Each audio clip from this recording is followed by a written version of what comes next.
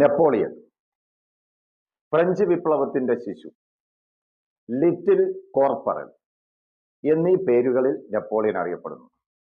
ജനനം 1769 ഓഗസ്റ്റ് മാസം 15 കോഴ്സിക്ക ദ്വീപിൽ. 1799 അദ്ദേഹം ഫ്രാൻസിൽ അധികാരത്തിൽ വന്നു. 1804 ഫ്രാൻസിന്റെ ചക്രവർത്തിയായി സ്വയം പ്രഖ്യാപിച്ചു. ഒരു ആക്രമണകാരിയായിരുന്നുവെങ്കിലും നിരവധി നല്ല പരിഷ്കാരങ്ങൾ അദ്ദേഹം ഫ്രാൻസിൽ ഏർപ്പെടുത്തി. കർഷകർക്ക് ഭൂമി വിതരണം ചെയ്തു.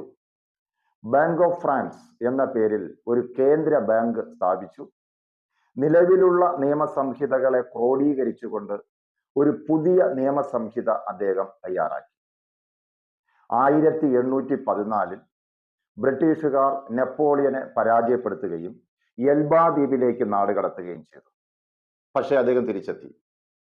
1815 പൂർണ്ണമായും നെപ്പോളിയനെ ബ്രിട്ടീഷുകാർ പരാജയപ്പെടുത്തി. വാട്ടർലൂ എന്ന യുദ്ധത്തിൽ വെച്ച് ആർതർ വെല്ലസ്ലി നെപ്പോളിയനെ പരാജയപ്പെടുത്തുകയും സെന്റ് ഹെലീന ദ്വീപിലേക്ക് നാടുകടത്തുകയും ചെയ്തു. 1821 മെയ് മാസം 5 നെപ്പോളിയൻ മരണപ്പെട്ടു. Thank you.